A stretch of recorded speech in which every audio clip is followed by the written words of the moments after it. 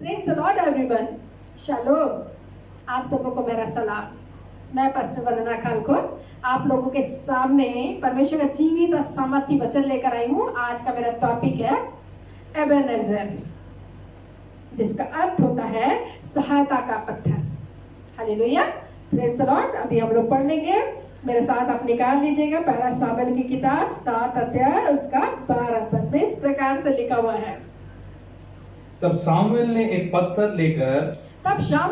पत्थर लेकर मिस्पा और शेन के बीच खड़ा किया और यह कहकर उसका नाम एबेनेजेर रखा। यहाँ तक यहोवा ने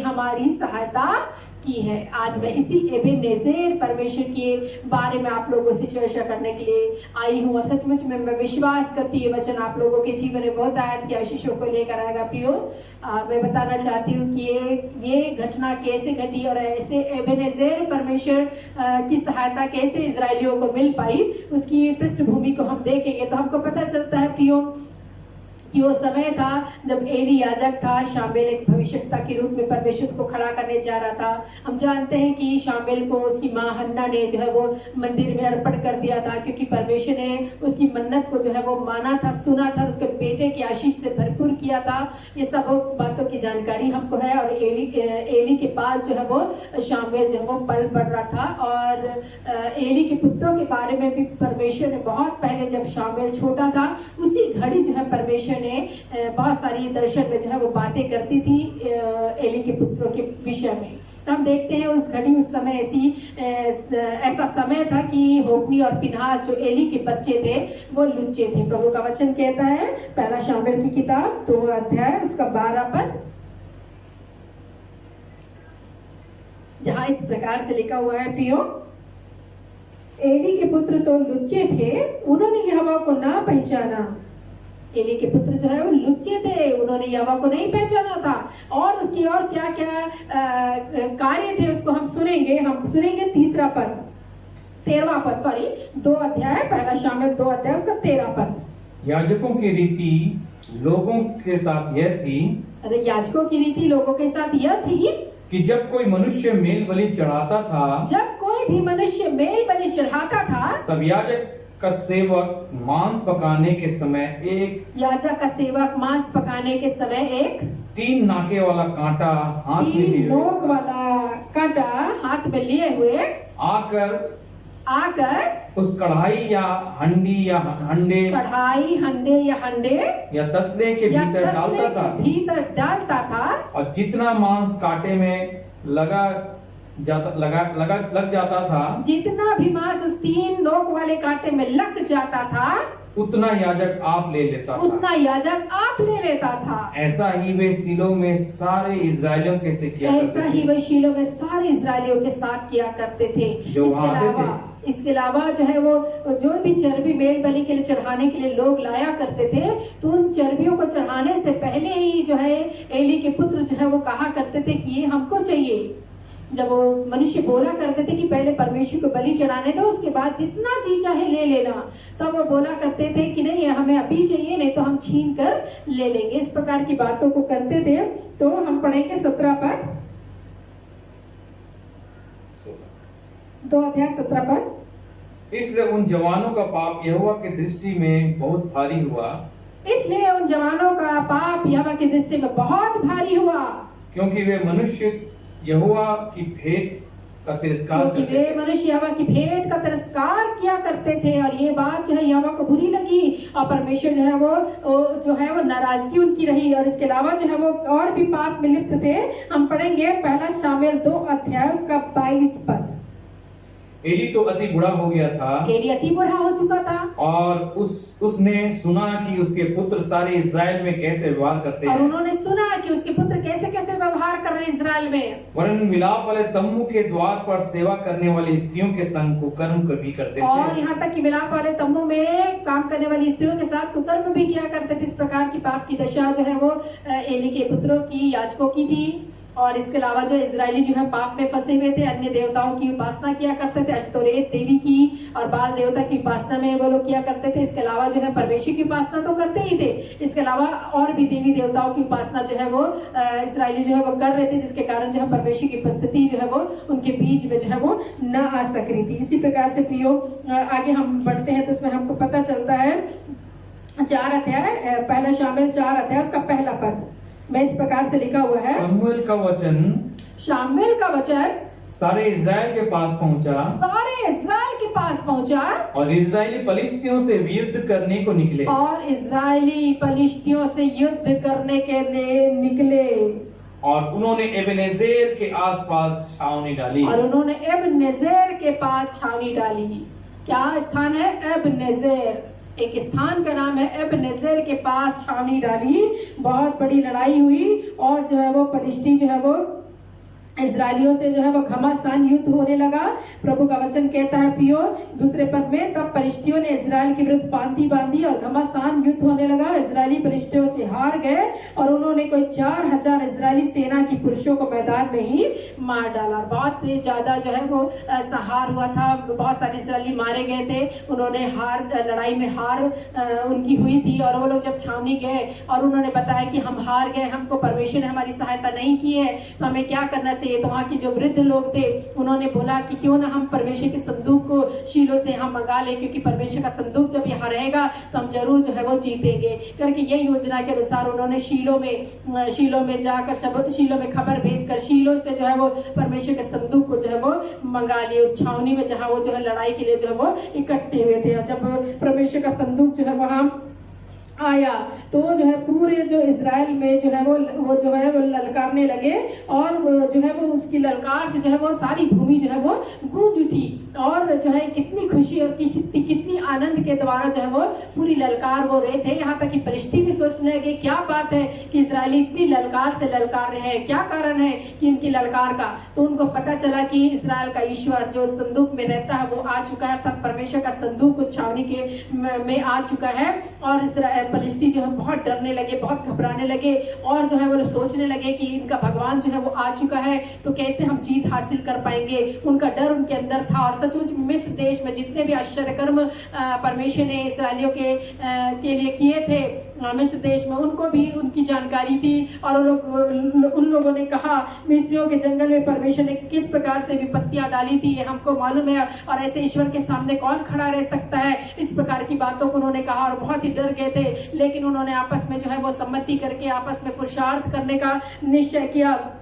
और उन लोगों ने फलिस्तियों ने को बोला हिया बांधो और पुरुषार्थ को अपने अंदर का जगाओ और नहीं तो तुम इजरायलियों के अधीन हो जाओगे। इस प्रकार का ताकत और बल उनको दिया उनके लोगों ने। तो उन्होंने इतना ताकत इतना बल हासिल अपने आप में किया और अपने जो डर भय को जो है वो निकाला और सचमुच में लड़ाई आरंभ हुई प्रियो।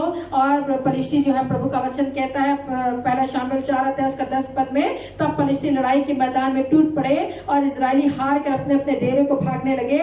और ऐसा अत्यंत सहार हुआ कि 30,000 इजरायली पैदल खेत आए और परमेश्वर का संदूक छीन लिया गया और एली के पुत्र दोनों पुत्र होप्नी और फिनहास भी मारे गए। बहुत बड़ा सहार हुआ, इजरायली फिर से हार चुके थे और उन्होंने जीत हासिल नहीं की। और जो है यहाँ तक कि होप्नी और फिनहास जो पवित्र याजक थे कहना चाहिए वो भी मर चुके और उनको भी मार डाला गया। और इसके अलावा परमेश्वर का संदूक जो है वो छीन लिया गया।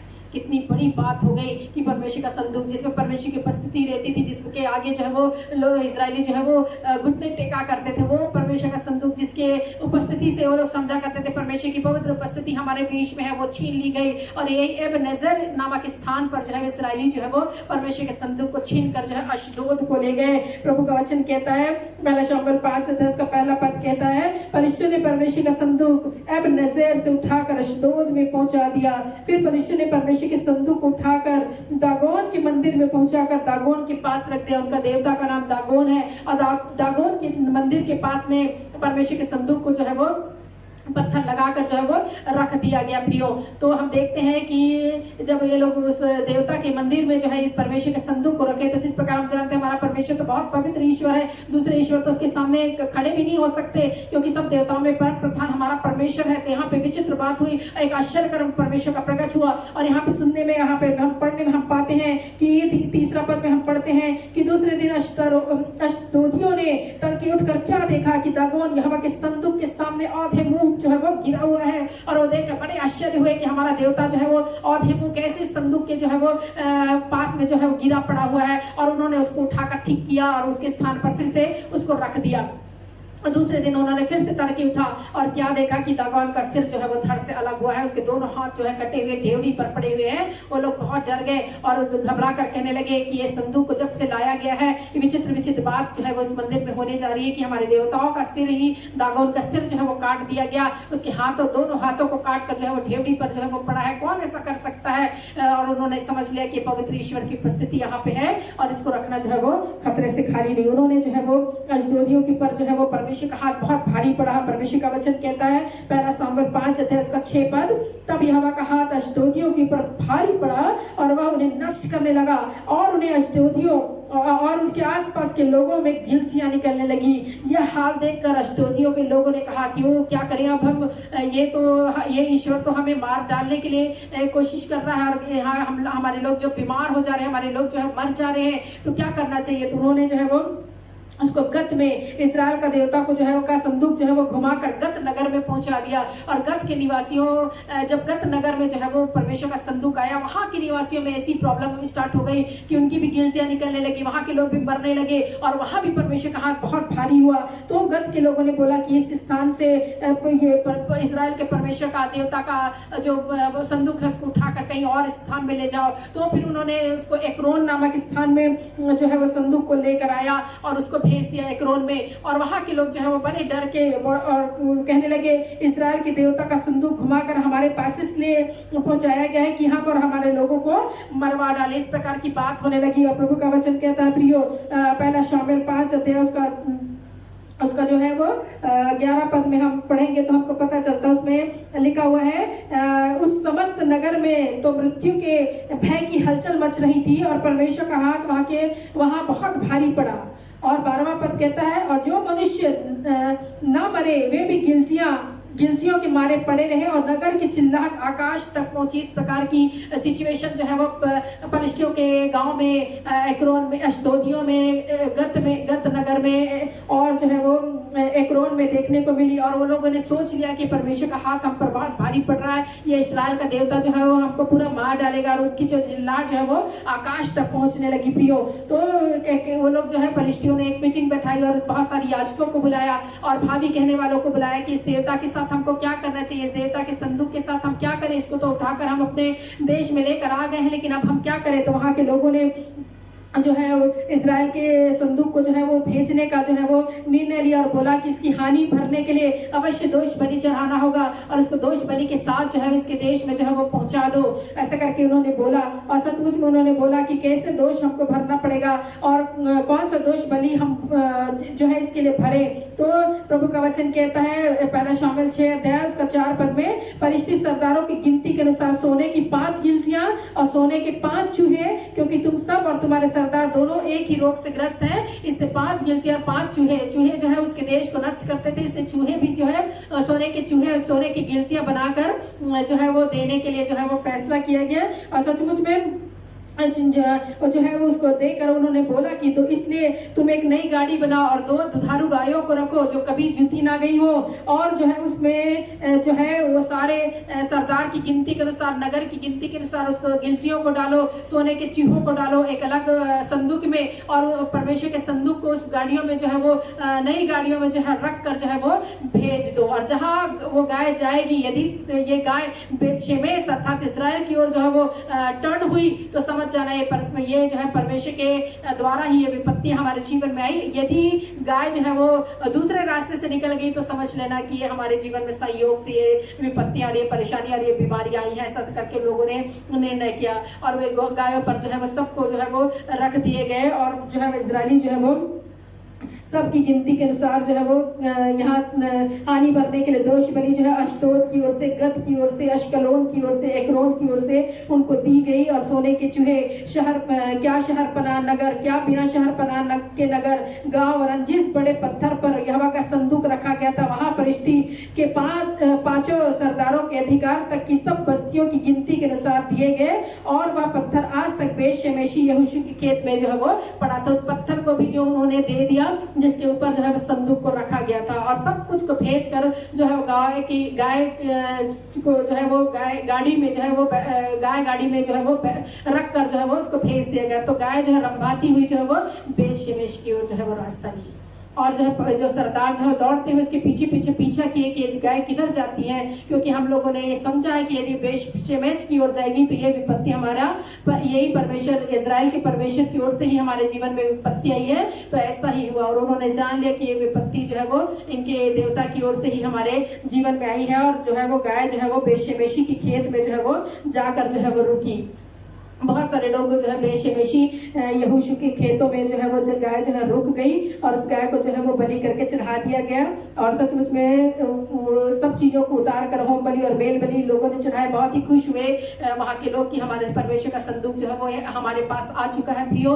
और मैं बताना चाहती हूँ कि कई लोगों ने जो है वो उस संदूक को झाँक कर देखा कि इसके अंदर और क्या है, तो पवित्र परमेश्वर की उपस्थिति वहाँ पाई जाती है जिस प्रकार। तो कई हजार पुरुष जो है वो मर गए। प्रभु का वचन कहता है प्रियो, पहला शामुएल 6 अध्याय उसका 19 पद में कहता है कि जिन्होंने जो है वो फिर इस कारण कि वे बेत शेमेश के लोगों ने यहोवा के संदूक के भीतर झांका था, उसने उनमें से 70 मनुष्य और फिर 50,000 मनुष्य मार डाले। और वहां के लोगों ने इसलिए विलाप किया कि यहोवा ने लोगों का बड़ा ही सहार किया। और वहां के लोग भी डर गए और बोले ये पवित्र ईश्वर का हम कैसे रख सकते हैं। और यहाँ के लोगों में परमेश्वर जो है वो पवित्र उपस्थिति के द्वारा लोग जो है वो मर जा रहे हैं, तो इसको क्या किया जाए। इसको किरियत्रिम के लोगों के पास जो है उन्होंने भेज दिया। और सचमुच में ये परमेश्वर का संदूक जो है किरियत्रिम में अबीनादाब के घर जो टीले में बना हुआ था वहां पर रहा। और 20 वर्ष हो गए परमेश्वर का संदूक वहां पे रहा। और परमेश्वर ने वहां के लोग वहां जो है वो आशीष दी। और जो है शामुएल जो है वो भविष्यवक्ता के रूप में जाना गया। और परमेश्वर ने शामुएल ने लोगों से कहा कि अपने जीवन से जो है वो अन्य देवताओं को अपने जीवन से दूर करो। हम स्पष्ट रीति से पूछे, उन्होंने स्पष्ट रीति से बोला। पहला शामुएल 7 अध्याय उसका 3 पद शामुएल ने इस्राएलियों के घराने से कहा, यदि तुम अपने पूर्ण मन से यहोवा की ओर फिरते हो और पराये देवता और अश्तारोत देवियों को अपने बीच में से दूर करो और यहोवा की ओर अपना मन लगाकर केवल उसी की उपासना करो, तब वह तुम्हें पलिश्तियों के हाथ से छुड़ाएगा। तब इस्राएलियों ने बाल देवताओं और अश्तारोत देवियों को दूर किया और केवल यहोवा ही की उपासना करने लगे। तो सचमुच में ये जो है ऐसे पाप में फंसे हुए थे और अन्य देवताओं की उपासना भी करने लगे थे। लेकिन उस समय जब शामुएल के आह्वान पर जो है उन्होंने इन सारे देवताओं को जो है अलग किया, हटाया और केवल यहोवा की उपासना की। क्योंकि शामुएल ने बोला था जब तक इसको तुम हटाओगे नहीं, इससे जो है अपने आप में शुद्धता नहीं प्राप्त करोगे, तब तक परमेश्वर जो है वो सहायता के लिए आगे नहीं बढ़ेगा। और फिर शामुएल ने बोला कि मिस्पा में इकट्ठे हो और मैं परमेश्वर से प्रार्थना करूंगा, निश्चय जो है परमेश्वर हमारी सहायता करेगा। और सचमुच में मिस्पा में सारे इजराइली इकट्ठे हुए।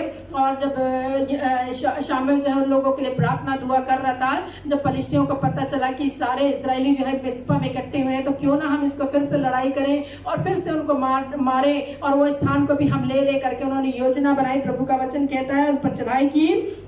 और यह सुनकर जो है इजरायली बहुत डर गए और उन्होंने शामुएल से कहा कि आप जो है दुआ करते रहिए हमारे लिए, ताकि हम जो है वो जीत को हासिल करें। और सचमुच में शामुएल ने जो है वो एक मेमना जो है वो लेकर, एक दूध पीता मेमना लेकर सर्वांग होम बलि करके यहोवा को चढ़ाया और प्रार्थना करता रहा। वो जब तक प्रार्थना करता रहा, निश्चय जो है वो इजरायली जो है वो लड़ने लगे पलिश्तियों से और पलिश्ती जो है वो हार गए, इजरायली जो है वो जीते। और सचमुच में प्रभु का वचन कहता है प्रियो कि वे जो है पलिश्तियों को खदेड़ दिए और बेतकस के नीचे तक मारते चले गए। अर्थात उस समय उस घड़ी जो है इजरायलियों की जीत हुई।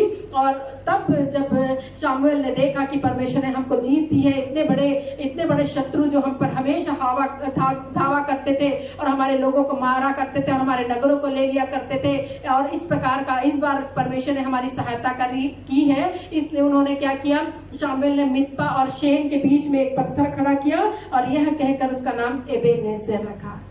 वो स्थान जो है वो जाना गया प्रियो, उस पत्थर को खड़ा करके जाना गया। एक मील का पत्थर से हम जानते हैं जिस प्रकार एक स्थान का पता चलता है, कितने किलोमीटर का दूर का कौन कौन सा स्थान आएगा हमको पता चलता है। उसी प्रकार से एबेनेजेर पत्थर के द्वारा लोग जो है वो जाने कि इस स्थान पर परमेश्वर ने सहायता की, इसलिए उसे बोला गया है सहायता का पत्थर अर्थात एबेनेजेर। और प्रभु का वचन आगे कहता है प्रियो, पहला शामिल 7 अध्याय उसका 13 पद कहता है, फलिश्ती दब गए, फलिश्ती फिर सिर उठा ना सके, इजराइलियों से वो दब गए और जो भी देश उन्होंने ले रखा था, आगे पढ़ेंगे, इजराइलियों के देश में फिर ना आए।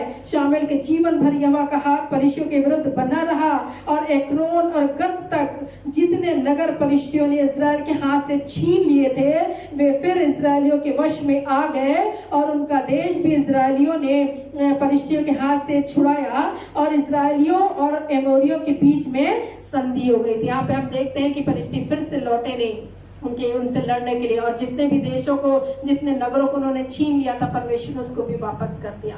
ये सब कारण था प्रियो कि जब हम शुद्ध होते हैं और केवल परमेश्वर की ओर फिरते हैं, जिस प्रकार परमेश्वर ने कहा केवल परमेश्वर की उपासना करो, अन्य देवताओं की और मूर्तियों की उपासना ना करना, केवल परमेश्वर को ही पवित्र जानकर उसकी उपासना करना। उसी प्रकार से जब इस्राएलियों ने परमेश्वर की उपासना की और सारे देवताओं को अपने आप से दूर किया और अपनी अशुद्धता को जो है वो दूर किया, तब परमेश्वर उसके लिए सहायता करने वाला परमेश्वर बना और सहायक बना। Hallelujah, praise the Lord. इसी प्रकार से प्रियो हमारे भी जीवन में कई प्रकार की ऐसी परिस्थितियां आती हैं प्रियो, जब हमको भी लगता है कि हमको सहायता की जरूरत है और परमेश्वर जो है सहायता करने वाला परमेश्वर बनता है। दाऊद के जीवन में देखिए उसने क्या बोला, भजन की किताब 121 अध्याय में बोला है कि मैं अपनी नजरें पहाड़ों की ओर लगाऊंगा, मुझे सहायता किधर से मिलेगी, मुझे सहायता यहोवा की ओर से मिलती है जो आकाश पृथ्वी का करता है। हमेशा बोला करता था किधर से मिलेगी मेरी सहायता, और वो खुद भी बोलता था मेरी सहायता यहोवा की ओर से आएगी। आज हमारी भी सहायता यहोवा की ओर से आने वाली है और हम भी परमेश्वर की सहायता से जो है वो जंग जीतेंगे। हमारे जीवन में अनेक प्रकार की परिस्थितियां जो विपरीत चल रही हैं वो हमारे लिए परमेश्वर जो है जीतेगा और एबेनेजेर परमेश्वर बनेगा और परमेश्वर हमारे सहायता का पत्थर बनकर जो है वो हमारे नगरों को जो हमने हारे हैं उसको जो है वो जीत में जो है वो परिवर्तित करेगा। हालेलुया। इस कड़ी जो है वो मैं एक गवाही को आप लोगों के सामने जो है वो बांटने के लिए चाहती हूँ, क्योंकि मेरे भी जीवन में परमेश्वर ने एबेनेजेर बनकर जो है वो मेरी सहायता की, हमारी सहायता की है। तो एक गवाही मेरे जीवन में बहुत आयत की गवाहियाँ हैं प्रियो, और परमेश्वर जब अगवाई करता है, मैं परमेश्वर की अगवाई से जो है वो अपनी गवाहियों को बांटती हूँ लोगों के जीवन में। तो सचमुच में इस गवाही के द्वारा मैं विश्वास करती, बहुत सारे लोग जो है वो आशीषों को प्राप्त कर पाएंगे और इस गवाही से जो है वो बहुत से लोगों को आशीष मिल पाएगी। वो समय है प्रियो हम लोग जो जिस प्रकार आप लोग मेरे बारे में जानते होंगे, कई लोगों ने मेरे बारे में जाना है कि मैंने टीन एज में जो है वो अपना जीवन प्रभु की सेवकाई के लिए दे दिया था। 19 वर्ष की उम्र में से ही मैंने संडे स्कूल की सेवकाई के रूप में जो है प्रभु की सेवकाई को जो है वो आरंभ किया था।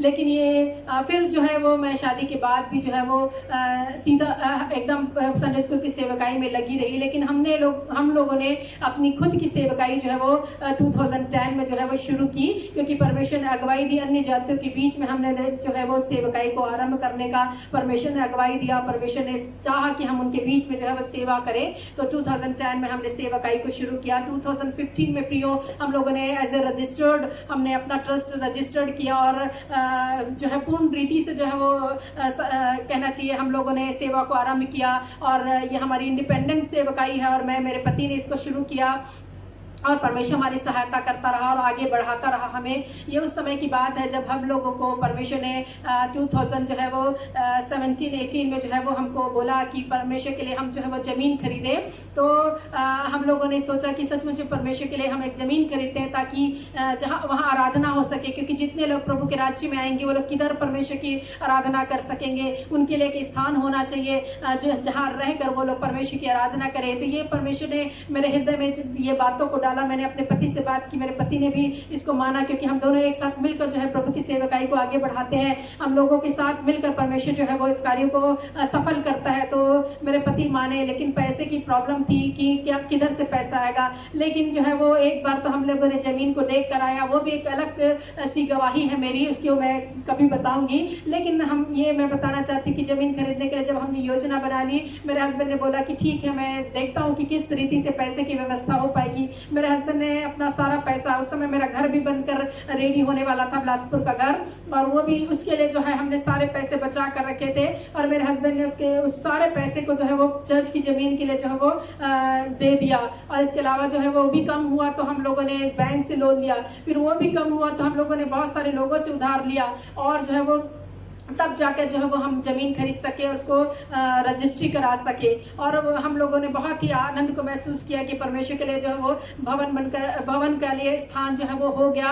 और सचमुच में हमारे लोग जो है भविष्य में जो परमेश्वर को ग्रहण करेंगे, यीशु मसीह के नाम पर विश्वास करके आएंगे, उनके लिए एक स्थान है जहाँ वे परमेश्वर की आराधना कर सकते हैं आत्मा सच्चाई से। हम बहुत खुश आनंदित थे, लेकिन हमारी परिस्थितियाँ बिल्कुल बिगड़ गई प्रियो, और हम लोग जो है फाइनेंशियल क्राइसिस में आ गए, और बहुत सारे उधार लेने के द्वारा हमको इंटरेस्ट देना पड़ता था, बैंक का इंटरेस्ट था, गाड़ी का, घर का, और बहुत सारे चीज़ें का इंटरेस्ट हमारे जीवन में था ही। और जो है हम जो है 3 पास्टर्स का जो है वो उसको भी हम उनको भी सैलरी हम देते हैं ताकि वो प्रभु के कार्य को जो है वो आगे बढ़ा सके, हमारे साथ रहकर, हमारे साथ मिलकर। तो ये सब मेरे पति की तनख्वाह के द्वारा ही होता है।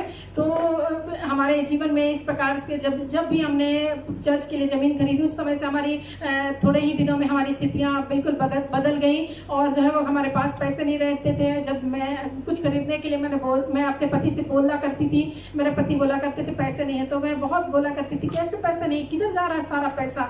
कई बार हमारे जीवन में लड़ाइयाँ भी हो जा रही थी, क्योंकि मैं पूछा करती थी बार बार, और बहुत टेंशन में आ जाया करते थे कि मतलब इतना इंटरेस्ट है, उसके कारण बहुत बोझ से वो भर गए थे। और मैं जो है वो बोला करती थी ठीक है, मैं कॉपी लेकर बैठती हूँ, मुझे बताते जाइए कि कहाँ कहाँ ये पैसा जा रहा है। और मैं कॉपी लेकर बैठा करती थी, सारा चीज़ को लिखा करती थी कि ये इसको ये इतना देना, इसको इतना देना, इतना इंटरेस्ट में इतना, ये जो भी सारा हिसाब किताब मैं लिख कर देखा करती थी। सचमुच में हमारे पास कुछ पैसे नहीं बचते थे, बहुत ही आंसुओं के साथ वो दिन था प्रियो, मैं बताना चाहती, लेकिन परमेश्वर ने अद्भुत रीति से एबेनेज़र परमेश्वर बनकर हम लोगों की सहायता की। उस बातों को मैं आज गवाही के रूप में बोलना चाहती है। शर्म की बात मुझे लगती जरूर है कि कैसे हमारे पास ऐसे परिस्थितियां आ गई, ऐसी परिस्थितियों से हम होकर गुजरे, कैसे कोई बोलेगा। लेकिन निश्चय प्रभु हम ऐसी परिस्थितियों में होकर भेजता ताकि हमें गवाही का कारण बने और परमेश्वर की गवाह बने कि परमेश्वर ने ऐसी परिस्थितियों में रहकर किस रीति से हमारी सहायता की है। और जब हमारे पास पैसे नहीं हुआ करते थे तो जो है हम बहुत टेंशन में हो जाया करते थे। और उसी घड़ी जो है हमारा जो है वो बिलासपुर का घर जो है वो कंप्लीट होकर कॉन्ट्रैक्टर ने बोला कि अपना घर आप ले लीजिए, 2 लाख रुपीस जो है वो बचे हुए हैं, और अपने हमें पैसे देकर जो है अपने घर को आप अपना ले लीजिए करके उन्होंने बोल दिया। 2 महीने का इस समय हमें दिया, और 2 महीने में हमारी कंडीशन जो है बिल्कुल अच्छी नहीं थी, और कंडीशन बिल्कुल वरस्ट हो चुकी थी, और फाइनेंशियली हम बिल्कुल डाउन हो चुके थे। और हम बिल्कुल मतलब कहना चाहिए 10,000 भी कैसे हम इकट्ठा करें, ये हालत हो गई थी, कुछ भी नहीं था। तो हम ये चिंता में रह रहे थे कि कैसा होगा, कहाँ से पैसे आएंगे करके मैं इसी उधेड़-बुन में थी। मैं भी टेंशन में रह रही थी, मेरे हस्बैंड भी टेंशन, उनका तो कहना चाहिए बुद्धि काम देना बंद कर दी थी कि उनको समझ ही नहीं आ रहा था कि किधर से पैसा इकट्ठा करेंगे। और फिर से मेरे हस्बैंड ने बैंक से बात की कि हम उससे कुछ लोन ले लें, लेकिन बैंक वालों ने इनकार कर दिया, क्योंकि ऑलरेडी हम बैंक से लोन ले चुके थे, इसलिए अगले बैंक ने जो है वो रिफ्यूज़ कर दिया। तो हम सोचने लगे कि किधर से पैसा आएगा, और हम बहुत टेंशन में थे, और हम सोचने लगे कि हम पैसा किधर से इकट्ठा करें। वो दिन बहुत ही ज़्यादा कहना चाहिए वेदना से भरा हुआ था मेरे जीवन के लिए, क्योंकि उस समय हम आंसुओं में थे। कहना चाहिए कि एक पैसे हमारे पास नहीं थे, और ऐसी कंडीशन हमारे जीवन में आ गई थी कि एक कहना चाहिए किराए के लिए भी पैसे नहीं थे, ऐसा हो गया था। वैसी कंडीशन किसी को ईश्वर ना दे। और जो है वो कहना चाहिए कि जब मैं अपने पिताजी से बात किया करती थी तो मेरे पापा ने भी बोला कि देखो तुम लोगों ने अपना पैसा उठाकर जो है वो चर्च के लिए ज़मीन खरीद ली, इसलिए तुम्हारे जीवन में इस प्रकार की बातें आई हैं। मेरे पापा जो है मेरे दर्द को देखकर, मेरे दुखों को देखकर बहुत कायल हो गए थे और बहुत दुखी हो गए थे कि इनके जीवन में इस प्रकार की कंडीशन जो है वो चल रही है। मेरे पापा मुझसे बहुत प्यार करते हैं और बहुत सारे हमारी मिनिस्ट्री में जो है वो बहुत हेल्प करते हैं, लेकिन उस समय उनके पास भी पैसा नहीं था। मेरे अपने लोगों के पास कोई पैसा नहीं था, ना मेरे पापा उस समय दे सक रहे थे, ना मेरे भाई बहन लोग, किसी के पास उस समय नहीं था जो मुझे कुछ हेल्प कर सके। लेकिन कोई बात नहीं, उस समय उनके पास भी पैसा नहीं था। और मेरी परिस्थितियां जो है वो बिल्कुल जो है वो अच्छी नहीं थी। और मैंने परमेश्वर को जो है वो बहुत ही रो कर जो है वो बहुत ही ज़्यादा वेदना से भर कर मैंने प्रार्थना की कि प्रभु हमको चाहिए पैसा, 2 लाख हम इधर उधर मांग रहे हैं। और ऐसा स्थिति हो गई कि हमारी मांगने की स्थिति हो गई। आज हम इतने ऐसे अच्छे हैसियत के थे कि हम दूसरों को देते थे, आज हम ऐसी परिस्थितियों में होकर आ गए हैं कि हम मांग रहे हैं लोगों से 10,000 दे दो, 5,000 दे दो, इतना दे दो, उतना दे दो, ये अच्छी बात नहीं है करके मैंने परमेश्वर को बहुत रोया। बहुत कुछ देर तो मैं बैठी रही रोते हुए, और मैं बस रोते रही परमेश्वर के भवन में। और मैं बस बैठ कर रोते कुछ देर तो मैंने रोया, कुछ नहीं बोला। और फिर उसके बाद जो है मैंने बोलना शुरू किया, प्रभु मुझे अपना पैसा चाहिए, मैं अपना पैसा चाहती हूँ कि मुझे अपना पैसा दीजिए ताकि मैं कुछ पैसे को ले सकूँ। आप हमको 2 लाख रुपए दीजिए और कुछ इस पैसे को लेकर जो है वो हम आपको धीरे धीरे चुका देंगे। हम हमारा अपना पैसा चाहिए।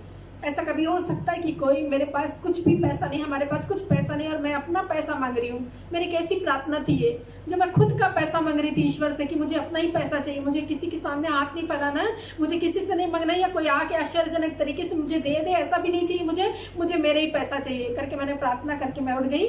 और जो है उस रात की बातों को मैं बताऊंगी। उस दिन मेरे पति की नाइट शिफ्ट थी। मेरे पति नाइट शिफ्ट करके जो है वो रात के 9:30 बजे घर से निकले। और मैं जो है वो टेंशन के कारण मुझे नींद भी नहीं आया करती थी, और क्योंकि मैं सोचा करती थी पैसा का व्यवस्था किधर से हो करके, ऐसी कंडीशन मेरी हो गई थी, हमारी हो गई थी। तो उस घड़ी जो है वो मैंने जो है वो 10 बजे रात में किसी का नाम मेरे माइंड में स्ट्राइक हुआ। तो मैंने एक जन को फ़ोन लगाया जो LIC वाला था। और मैंने देखा मेरे घर में हमेशा आते थे और मेरे हस्बैंड जो LIC कराए उसके बारे में बातचीत किया करते थे। तो मेरे ध्यान में वही आए और मैंने उनसे 10 बजे रात को जो है मैंने फ़ोन में बात की कि सर मैं आपसे बात करना चाहती हूँ। मैंने रात में फ़ोन लगाया तो उन्होंने बोला नहीं मैडम आपने ज़्यादा देर नहीं हुआ है, मैं अभी तो आया हूँ ड्यूटी से, आप बोलिए ना क्या बात है। तो मैंने बोला कि सर हमको LIC से कुछ लोन मिल सकता है क्या, जो मेरे हस्बैंड ने जो क्या कहना चाहिए LIC रखा है, LIC किया हुआ है। तो उन्होंने बोला ज़रूर मिल सकता, आपका पैसा जो है वो आपको मिलेगा। ऐसा करके उन्होंने एक आश्वासन दिया। मुझे लगी एक छोटी सी उम्मीद की किरण मेरे हृदय में जागी कि सचमुच में परमेश्वर ने मेरी प्रार्थना को सुना है, उम्मीद की किरण आ रही है। उन्होंने बोला सुबह मैं आता हूँ मैडम और बात करूँगा।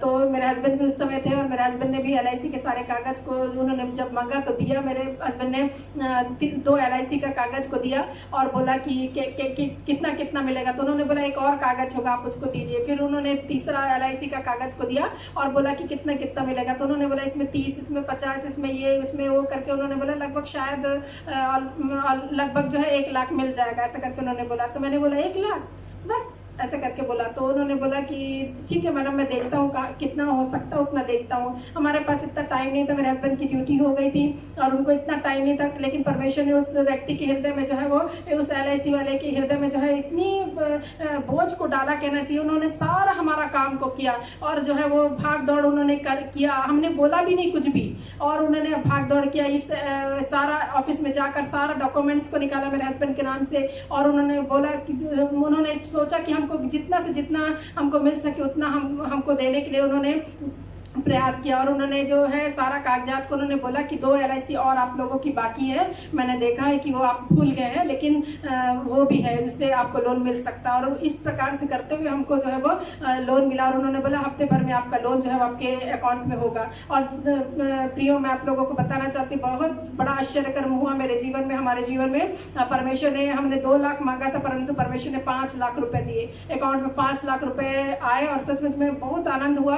परमेश्वर सर बनकर हमारी सहायता किया और मैं बहुत खुश हुई। हम दोनों पति पत्नी ने बहुत परमेश्वर को धन्यवाद किया कि प्रभु हमने जितना मांगा उससे कहीं ज़्यादा बढ़कर परमेश्वर आपने हमारे जीवन में किया है। और सचमुच में 2 लाख को हमने जो है वो घर के लिए दिया और इसके अलावा जो है वो कुछ जो है वो उधार जो है वो चुकता किए और कुछ जो है वो घर के इनॉग्रेशन के लिए रखे। तो इस प्रकार से परमेश्वर ने हमारा सहायता किया। हम कई बार ऐसी कंडीशन में हमारी हो जाती है जिसको हम खुद भी नहीं जानते, परंतु हमें परमेश्वर लिए चलता ताकि हम परमेश्वर के गवाह बने। और परमेश्वर जो है अद्भुत काम करता है और परमेश्वर अद्भुत काम करने वाला जो है वो परमेश्वर बनता है। प्रियो मैं आप लोगों को बताना चाहती हूँ कि परमेश्वर ने हमारे जीवन में ऐसा काम किया और सचमुच में हमको जो है वो इस कर्जे से जो है वो उबारा। और फिर उसके बाद मेरे हस्बैंड उनके ऑफिस में भी कुछ ऐसा इंक्रीमेंट या कुछ मिला जिससे कुछ लाख रुपए मिले और उससे फिर से हमने सारे उधार को चुकता किया। तो 1 साल में ही सारे उधार जो है वो चुकता हो गए। हमने सोचा भी नहीं था उस समय हमको, अब जब हमारी कंडीशन ऐसी थी तो हम सोचा करते थे कि किधर से पैसा आएगा और कब तक ये कंडीशन जो है वो हमारी लंबी चलेगी, हमको मालूम नहीं कैसे हम सहेंगे, ऐसा लगता था। मेरी बहन भी बोला करती थी कि देखो तुम तो कितना लोगों को देती हो, कितना देती थी, अभी कैसा हो गई हो, ऐसा टाइप बोला करती थी। मुझे बहुत दर्द होता था ऐसा बोलने से, क्योंकि मेरी परिस्थितियों को देखकर वो लोग समझ रहे थे कि मेरी कंडीशन कैसी हो गई है। लेकिन परमेश्वर अद्भुत काम करने वाला परमेश्वर बनता है और परमेश्वर जब प्रार्थना करते हैं वो अद्भुत रीति से काम करता है। तो मेरे जीवन में तो निश्चय परमेश्वर को जब मैंने प्रार्थना किया और मैंने बोला कि मेरा पैसा मुझे चाहिए, परमेश्वर ने मेरे पैसे को ही मुझे दिया। उस LIC का पैसा हमारा था, हमारे पैसे को ही हमको परमेश्वर ने दिया। अब हम धीरे से उसको पैसे को जो है चुका रहे हैं और वो हमारा ही होगा अंत में। तो इस प्रकार से परमेश्वर जो है वो अद्भुत करने वाला परमेश्वर। उस समय जब मैंने प्रार्थना किया था मुझे उम्मीद नहीं थी कि मेरा पैसा किधर से आएगा, कहाँ है, कोई छप्पर फाड़ के आकाश से कोई पैसा तो गिर नहीं जाएगा मेरे घर में, या कोई तो मेरे घर में डाल नहीं देगा, ऐसा सोच रही थी। लेकिन परमेश्वर सचमुच में देने वाला है, छप्पर फाड़ के देता है। सचमुच में हमको जो दिया दुगनी आशीषों को दिया है। सचमुच में प्रिय, मैं अपनी गवाही दूंगी तो मेरे कई गवाहियां हैं जिसमें परमेश्वर ने डबल ब्लेसिंग से मुझे भरा है, हमको जो है भरा है, क्योंकि हम सच्चे हृदय से परमेश्वर की सेवकाई करते हैं और सच्चे हृदय से जब हम दुआ में जो है वो हाथ बढ़ाते हैं, परमेश्वर जो है वो सुनता है। हालेलुया। इस गवाही के द्वारा, परमेश्वर के वचन के द्वारा आप लोगों को परमेश्वर आशीष दे। छोटी सी प्रार्थना करेंगे। हालेलुया। धन्यवाद धन्यवाद धन्यवाद परमेश्वर, आपके हाथों में प्रभु आज का दिन, आज का समय देती है। इस वचन को जो प्रभु परमेश्वर आपने बोलने के लिए प्रभु दिया, प्रभु मेरे मुख के साथ होकर बोले प्रभु, आपके नाम का धन्यवाद प्रभु, आपके नाम की महिमा हो सके प्रभु। एबेनेजर परमेश्वर बनकर प्रभु आपने हमारी सहायता की है प्रभु, इसके लिए धन्यवाद पिता परमेश्वर। निश्चय प्रभु घड़ी थी प्रभु, दर्द था प्रभु, दुख था प्रभु परमेश्वर, परिस्थितियां एकदम विपरीत थी प्रभु, परंतु उन विपरीत परिस्थितियों से प्रभु आपने उबारा है प्रभु, इसके लिए धन्यवाद मेरे परमेश्वर। हालेलुया प्रभु, सब बातों में आपको ही महिमा और आदर मिले प्रभु। आपने जिस प्रकार से मेरी सहायता की उसी प्रकार से बहुत सारे ऐसे लोग हैं प्रभु जो कर्जे में है परमेश्वर, फाइनेंशियली क्राइसिस में है प्रभु, उनकी फाइनेंशियली क्राइसिस को आप दूर कीजिए प्रभु। जिस प्रकार मैंने प्रार्थना किया प्रभु, मेरी प्रार्थना को सुनकर प्रभु आपने डबल ब्लेसिंग से भरा प्रभु, वैसे उनके जीवन में प्रभु दुगनी आशीषों से आप भरपूर कीजिए प्रभु, ताकि वो भी प्रभु आपको अपना एबेनेजर परमेश्वर बोल सके कि सचमुच में परमेश्वर एबेनेजर बनता है। जब हम सहायता के लिए परमेश्वर को पुकारते हैं वो एबेनेजर बनकर प्रभु हमारी सहायता करता है। जिस प्रकार आपने इस्राएलियों की सहायता की, जीत हासिल दी और जितना नगर उन्होंने छीना था प्रभु उसको भी वापस लौटाया, उसी प्रकार से प्रभु परमेश्वर आप लोगों के जीवन के लिए प्रभु एबेनेजर परमेश्वर बने प्रभु। मैं प्रार्थना करती मेरे खुदावंत यीशु, हालेलुया। ओ परमेश्वर आपका सहायता और आपका अगुवाई प्रभु लोगों के लिए जीवन में रहे जो फाइनेंशियली जो है प्रभु डाउन है प्रभु परमेश्वर, उनका प्रभु डाउन स्थिति को प्रभु परमेश्वर उबार, यही प्रार्थना करती। सब बातों में आप महिमा और आदर मिले प्रभु। उन लोगों के लिए प्रार्थना का दुआ करती हूँ मेरे परमेश्वर जो निश्चय प्रभु ऐसे सिर के दर्द से प्रभु पीड़ित है प्रभु, सिर का दर्द उनका चला जाए यीशु के नाम में प्रभु। कई लोग प्रभु दांतों के दर्द से प्रभु बहुत पीड़ित है प्रभु, दांतों का दर्द यीशु के नाम में चला जाने के लिए मैं प्रार्थना करती हूँ मेरे परमेश्वर। मैं प्रार्थना करती प्रभु परमेश्वर जो प्रभु हीन भावना से ग्रस्त है प्रभु परमेश्वर, अपने आप में हीन भावना को ला रहे प्रभु परमेश्वर की वो सुंदर नहीं दिखते, अच्छे नहीं दिखते परमेश्वर। आप प्रभु ने सुंदर बनाने वाले परमेश्वर, क्योंकि आपने प्रभु ने सिरजा है प्रभु, इसलिए प्रभु हीन भावना उनके अंदर से चली जाए प्रभु। मैं प्रार्थना करती मेरे खुदावंत बाप निश्चय प्रभु इस प्रार्थना के द्वारा बहुत सारे लोग अपने जीवन में प्रभु आशीषों को और छुटकारे को प्रभु परमेश्वर चंगाई को प्राप्त करने पाए प्रभु। और सचमुच प्रभु परमेश्वर आप उनके प्रभु साथ साथ पर चलने वाला परमेश्वर बनकर प्रभु उनकी अगुवाई और सहायता करने वाले परमेश्वर बने प्रभु। ये प्रार्थना करती, सब बातों में आप महिमा और आदर मिले यीशु के नाम में, आमीन।